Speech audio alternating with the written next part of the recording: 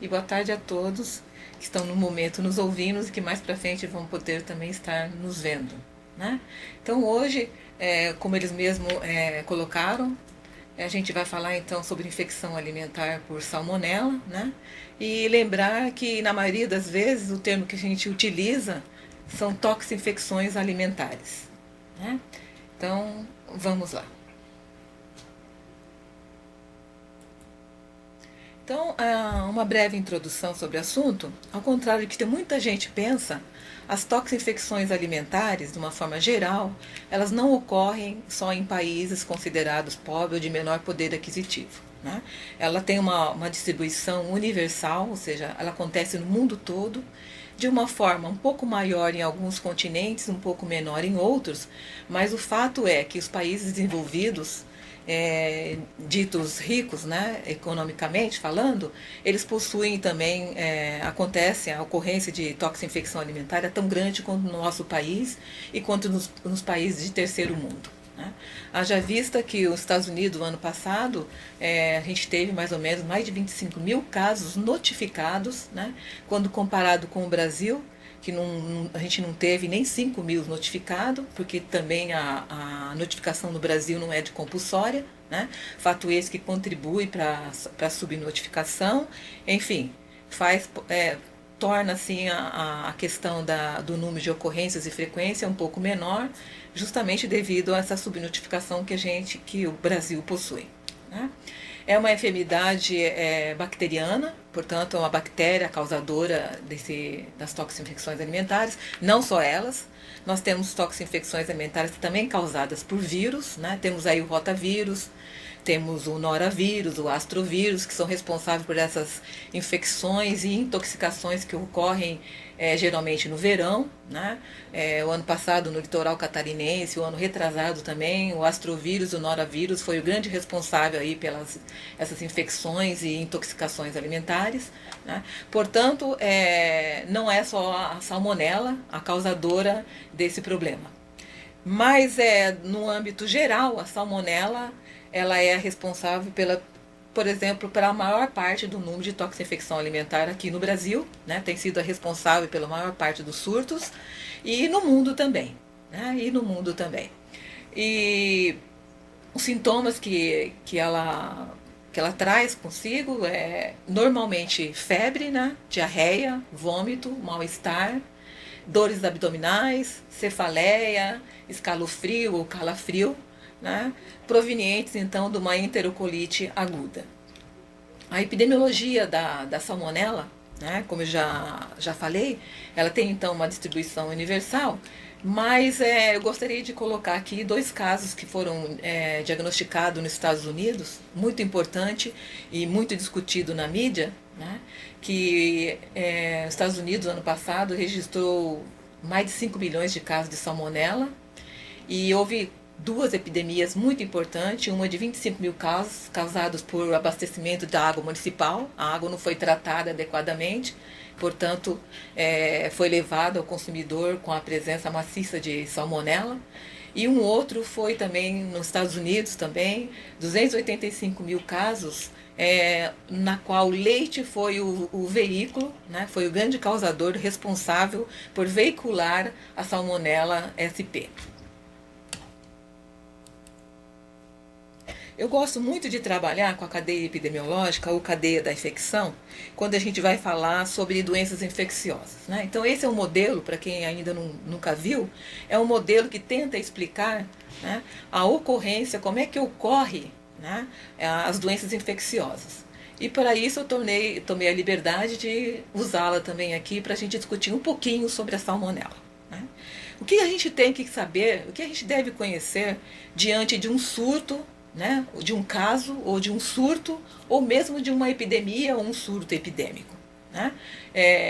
Conceituando isso, um caso é quando a gente tem apenas uma pessoa, né, acometida pelo problema, e um surto ou uma epidemia, várias pessoas acometidas pelos problemas, tendo uma fonte uma fonte comum, né? No caso, por exemplo, um jantar em um determinado local, onde foi servida uma alimentação, e essa alimentação então foi responsável, né, por contaminar, por infectar então esse grupo de pessoas que estiveram lá presentes, né? Então, primeira coisa, a gente saber quem é o agente, descobrir, né, diagnosticar quem é o agente etiológico, né? Bom, muitas vezes, ou pelo menos na maior parte das vezes, aqui em Santa Catarina, eu estou há mais ou menos 20 anos aqui, tive a oportunidade de atender vários surtos inclusive com mais de 3.000 pessoas doentes, né? Então, dependendo da sintomatologia, que justamente é essa que a gente acabou de colocar, isso aí já é um ponto que nos direciona a pensar, a pelo menos pensar em salmonela, né? Porém, nós temos várias espécies de salmonela, né? Nós temos aí a salmonela tiffi, né? A salmonela paratiffi, né? Causadoras da febre tifoide, que todo mundo um dia já ouviu falar, né? Elas são consideradas também DTAs, ou seja, doenças transmitidas por alimentos, né? Porém, quando a gente fala de toxinfecção alimentar, a gente deixa um pouquinho a salmonela tiffi e a salmonela paratiffi de lado e vamos pensar na salmonela enteritidis, né? Às vezes com sorotipagem, sorotipo enteritidis também, ou a salmonela tifimúrio, que são as grandes vilãs, os grandes responsáveis pelos grandes surtos epidêmicos que a gente tem a nível de Brasil, né, de Europa e de América do Norte, né? Então, vamos separar, deixar um pouquinho então a salmonela tiffi e a paratiffi, e vamos trabalhar então com a salmonela enteritidis. Se vocês quiserem também pode ser a tifimúria ou a enteritidis, que na verdade as duas são muito semelhantes. O que vai diferenciá-las é o reservatório de cada uma, né? Então, é importante que a gente conheça, né, esse agente etiológico, como a gente já falou, é uma bactéria, né, e que vive e que necessita obrigatoriamente, né, de um ambiente, de um meio de cultura para sua sobrevivência e multiplicação. No caso, a salmonela enteritidis ou a tifimúrio, vamos tratá-las aí como se fosse salmonela SP, né, elas precisam necessariamente de um meio, né, de um meio de cultura, e que no caso nós vamos exemplificar como os alimentos de origem animal. Por quê? Porque os alimentos de origem animal são os alimentos que têm um teor de proteína, né, muito elevado, um teor de vitaminas bastante elevado, a presença de AW ou água livre, né, também bastante grande, em torno de 0,92%, né, que são aí são elementos necessários à sua multiplicação, né? Então, se nós temos aí a presença da salmonela, né, e temos aí alimentos de origem animal, e principalmente aí, dentre todos os alimentos de origem animal, vamos pegar os ovos, né? E aí, os ovos, quando a gente fala em ovo, a gente pode pensar na gema do ovo, né, que é o elemento que tem o maior teor de proteína, e é onde ela tem a eleição, porque é ali que ela pode se multiplicar com maior rapidez e segurança, né? Então, nós temos que já começar a pensar, né, que esses alimentos são os alimentos, então, digamos assim, alimentos de maior risco. Depois, fora os ovos, nós podemos ter carnes suínas, né? Existem vários trabalhos que mostram aí, né, que demonstram que a presença da salmonela em suínos é bastante elevada, né? A prevalência dela é bastante elevada nos suínos. Nas aves, como eu já falei, nos ovos, então, portanto, as aves também têm um perfil aí bastante importante na transmissibilidade da salmonela, os bovinos, roedores, felinos, caninos, né? E o próprio homem, né? E principalmente aí dentro dessa categoria, né, principalmente os portadores convalescentes, em especial os casos leves e os não identificados, né? Porque os indivíduos que têm a salmonela e que não apresentam sintomatologia, eles podem ficar transmitindo a salmonela até por um ano, né? Existem literaturas que colocam até mais de um ano. E esses são os casos em que dificulta mais a ação sanitária da saúde pública, né? Então, esses são os reservatórios. Não esquecer também que artrópodes roedores também têm uma responsabilidade bastante grande, né? Então, é um inseto como, por exemplo, a barata, né, a formiga, que então se contamina, né, ou se infecta em um alimento, ou até propriamente dito no lixo, e depois vem e posa no alimento, né? Ou posem no alimento pronto ou numa matéria-prima ainda in natura, né? Então a gente não pode descartar essa possibilidade também, que é bastante importante.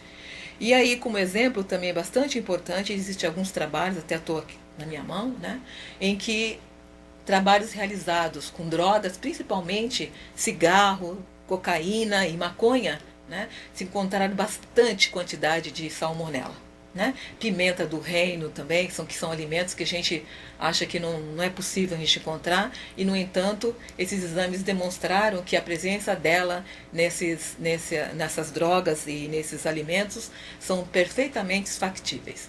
Né? Então, na verdade, nós temos um leque aí bastante grande de reservatório.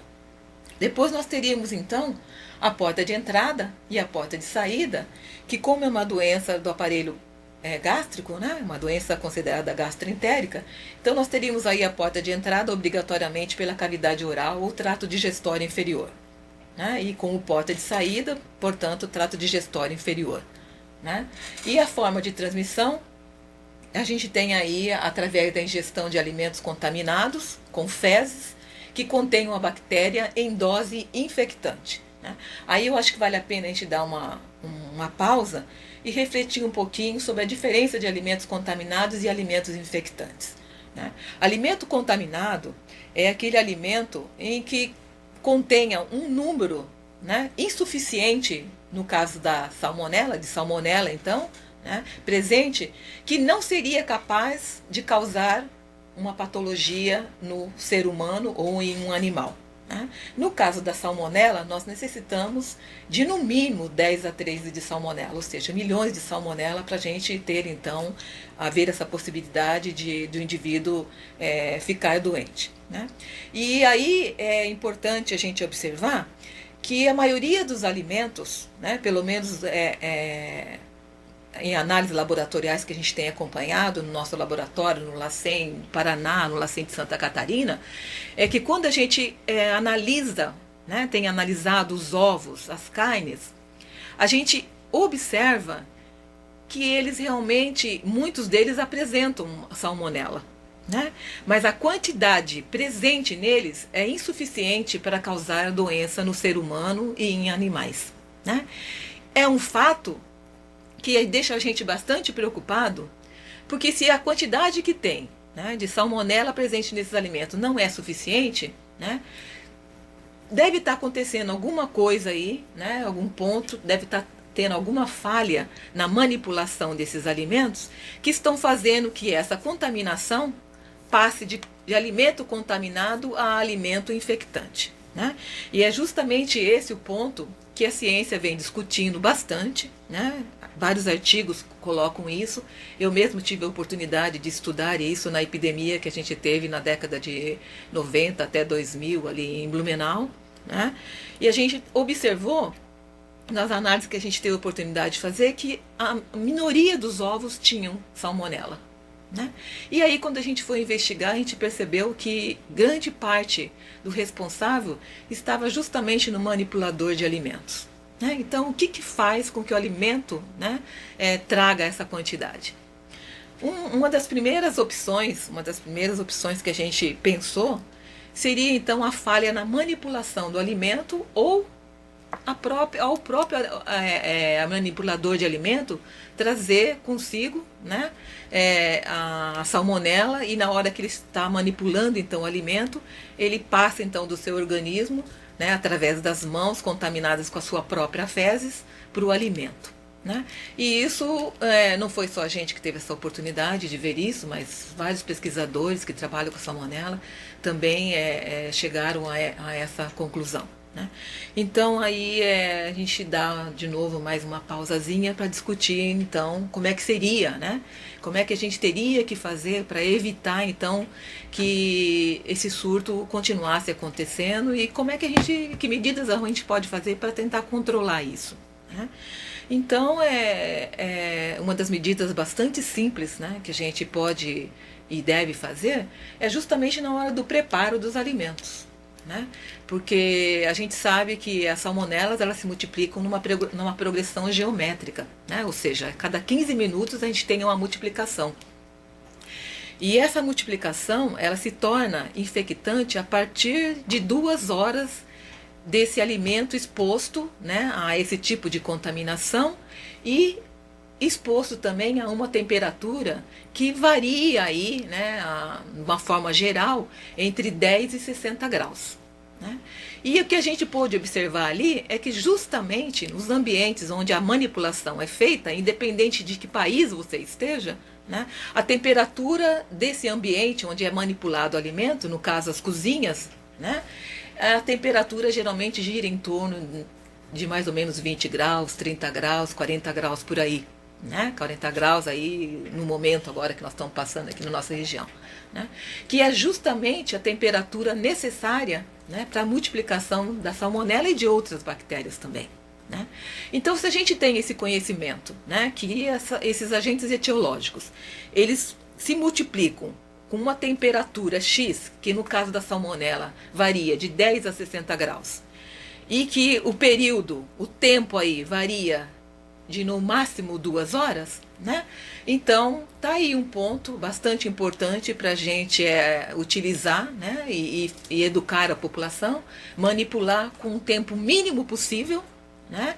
E manipular bem rapidamente esse alimento e levar para uma temperatura, então no caso se for alimentos que a gente vai servir refrigerado, a uma temperatura abaixo de 10 graus, ou se for uma alimentação que normalmente a gente se alimenta com temperatura quentes, né, acima de 60 graus, que já seria uma medida bastante importante para a gente quebrar, né, esse elo da cadeia epidemiológica ou tentar de uma forma bastante eficaz, né, fazer o controle então dessa doença. E aí, ainda falando da cadeia epidemiológica, nós teríamos aí o suscetível, né, que ao contrário que todo mundo pensa, não é só o homem.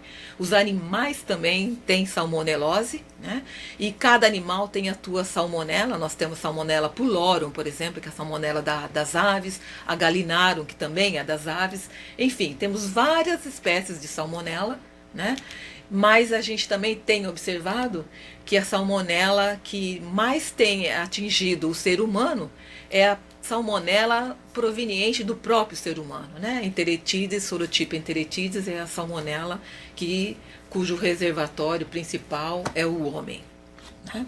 Então, procurar levar também bastante isso em consideração, que é bastante relevante no sentido de diagnosticar e depois então tratar.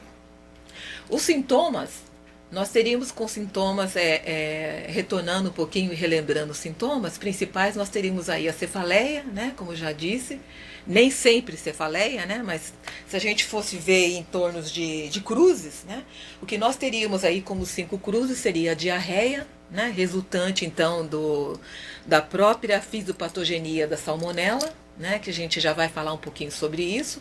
Né? A febre, o mal-estar, o calafrio, as dores abdominais, que nada mais é do que uma tentativa de expulsar a salmonela do aparelho gástrico, né? Através dos movimentos peristálticos, a náuseas e os vômitos também. Né? Após nós teríamos aí então o período de incubação, a salmonela que causa a infecção alimentar então em seres humanos, ela tem um período de incubação em média de 18 horas. Né? Mas ele pode variar aí de 12 a 36 horas, normalmente é isso, né? Podendo, né, nos extremos mesmo, variar de 6 a 72 horas. Mas eu, com a experiência de ter trabalhado bastante no serviço, a minha experiência mais mesmo fica em torno de uma média e mediana também de 18 horas, podendo variar entre 12 e 36 horas. Né? E o período de transmissibilidade, que seria então um período em que o indivíduo passa a transmitir, né, de alguma forma esse agente etiológico, né? Então, no caso da salmonela, é bastante complicado, porque ele transmite no período de doença, né? Ele pode transmitir no período de doença, mas ele também, após ele ter já evoluído para a cura, ele pode ficar como portador são por até um ano, né? Principalmente quando há a utilização de medicamentos inapropriados. Né? Então, contar aí que para cada para cada 100 casos que a gente tem de doentes, né, no mínimo 10% aí, 10%, segundo a Organização Pan-Americana de Saúde, nós vamos ter então mais ou menos 10% de portadores sãos, né, que vão aí participar dessa cadeia, né, da disseminação desse agente patógeno. Uma outra forma também bastante importante e que as pessoas desconhecem é que as crianças, né, na sua fase aí da infância, né, bem ainda de 0 a 2 anos, a 3 anos, né, que há necessidade da mãe trocar o bebê, né, elas são as grandes disseminadoras da salmonela para suas mães, né, e as mães, consequentemente, passam a transmitir isso por alimento. Né? E se essa mãe for trabalhar em algum restaurante, consequentemente, ela pode ser então a grande disseminadora para esses alimentos nesse restaurante e, consequentemente, o alimento então veicular então a salmonela às pessoas que porventura forem se alimentar desse alimento. O tratamento, né, não está indicado, o tratamento, na verdade, não está se. O antibiótico que muita gente utiliza, muitos médicos utilizam, está contraindicado no caso da salmonela enteritidis e no caso da salmonela typhimurium, justamente por ele não agir, né, no local onde ela se instala. Né? Ela tem uma fisiopatogenia um pouco diferente, né, da salmonela typhi e paratyphi. Normalmente, não é muito comum aparecer sepse, por exemplo, por salmonela enteritidis, sorotipo enteritidis ou mesmo a salmonela typhimurium, porque a penetração dela, ela faz uma penetração até na parte basal da célula. Né? Ela não penetra, ela não penetra na circulação como faz a salmonela typhi e a paratyphi. Então ela é ingerida através dos alimentos, né? E lá na luz do intestino ela então penetra no epitélio e se instala na parte basal do tecido, né? Não atingindo uma parte mais aprofundada, uma parte mais profunda do tecido. Né? Então não está indicado o antibiótico justamente por esse motivo. Né? Ela fica só instalada naquele local e a tentativa de expulsão dela vem justamente com as diarreias, né? Que nada mais do que aumento dos peristaltismos, né? Dos movimentos peristálticos, na tentativa então de expulsar esse agente estranho ao nosso organismo. Tá? Então, por esse motivo, não está indicado então o uso de antibiótico, né? Exceto em casos, né, de pessoas que estão imunodeprimidas, né? E crianças também, no caso, imunodeprimidas ou até idosos. O que está indicado para esse caso seria então a hidratação, né, ou reidratação e a reposição de eletrólitos, né, mediante então uma solução de reidratação oral e o acompanhamento, é claro, da sintomatologia, né, e também a não utilização de antispasmódicos, né, porque na tentativa da gente parar então as dores abdominais, a gente então faz com que os movimentos peristálticos diminuam, fazendo então com que esse agente etiológico permaneça então no intestino, dificultando então a sua expulsão e podendo então agravar os sintomas e até a doença. Partindo então pelas medidas de controle, né? Algumas eu já comentei anteriormente ali quando eu discuti a questão da cadeia epidemiológica, né? Mas a gente costuma dividir então essas medidas de controle nas medidas de controle sanitárias de uma forma geral, né?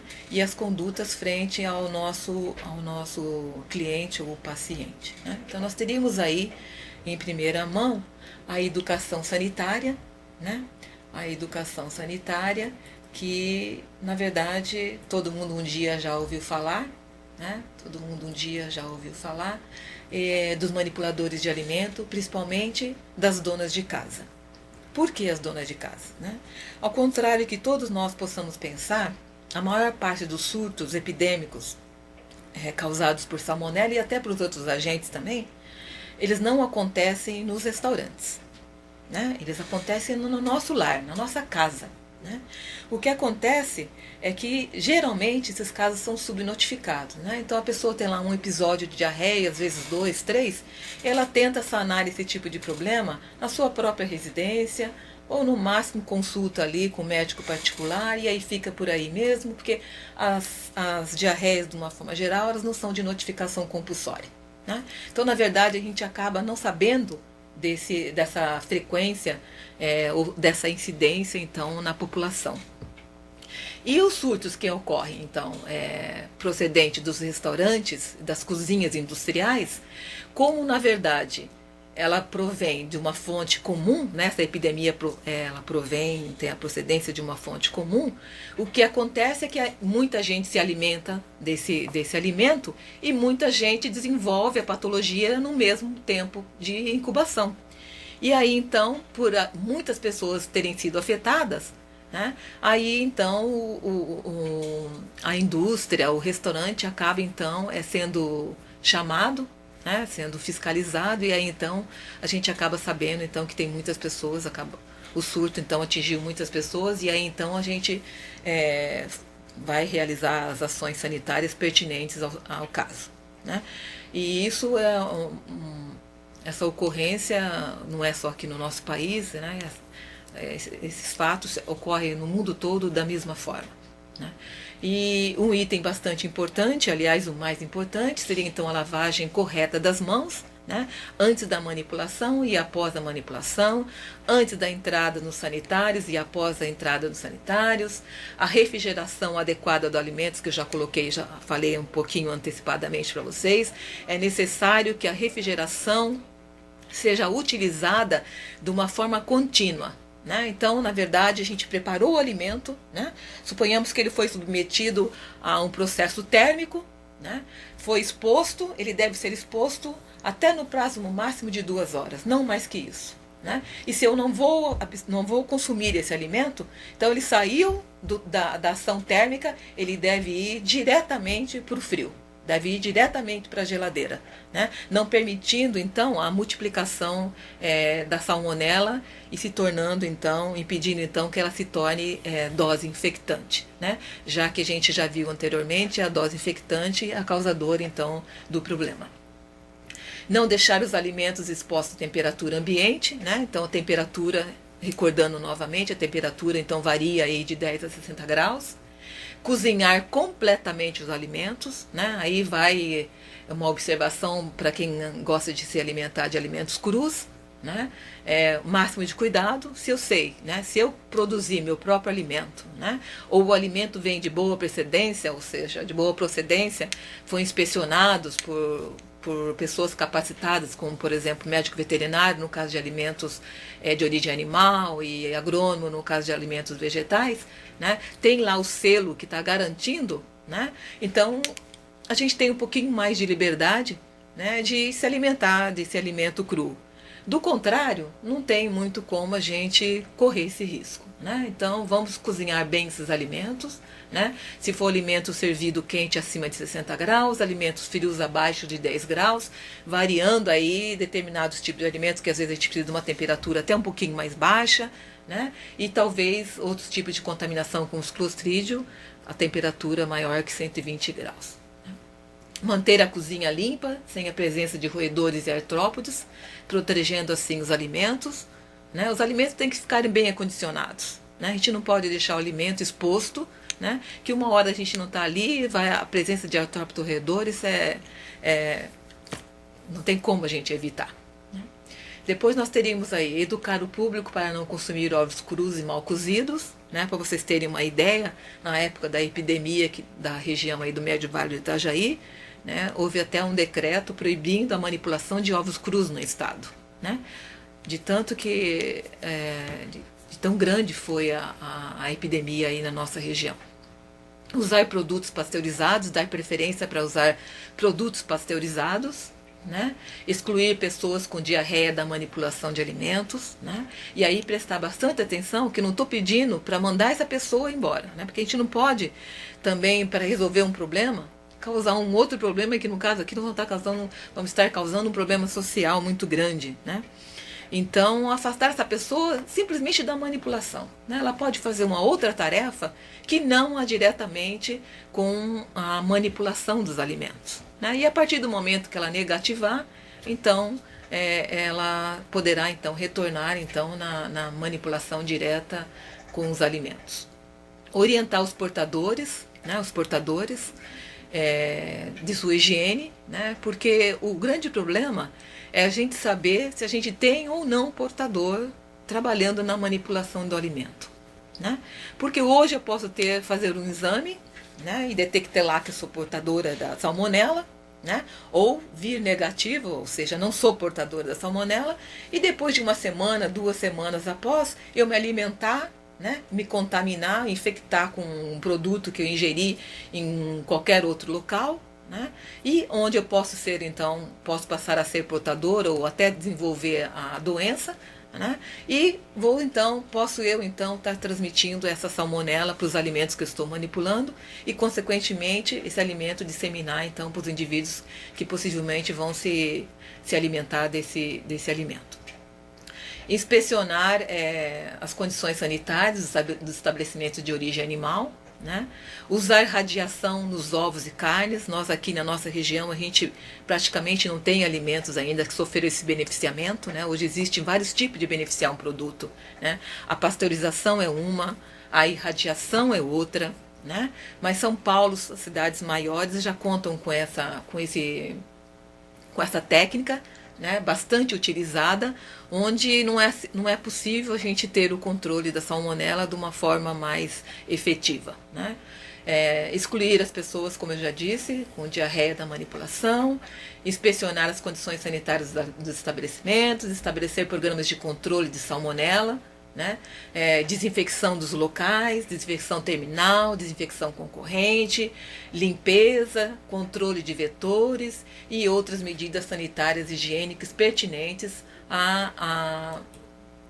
ao controle então dessa patologia que tanto acomete a população do Brasil e do mundo todo. Né? Então agora eu coloco aí para vocês as referências, né, que acho que agora no momento vocês não vão ter acesso, mas num segundo momento vai ser disponibilizado para vocês. E vamos aí às questões, se houver as questões, dúvidas, a gente está aí para tentar solucionar se for da nossa alçada.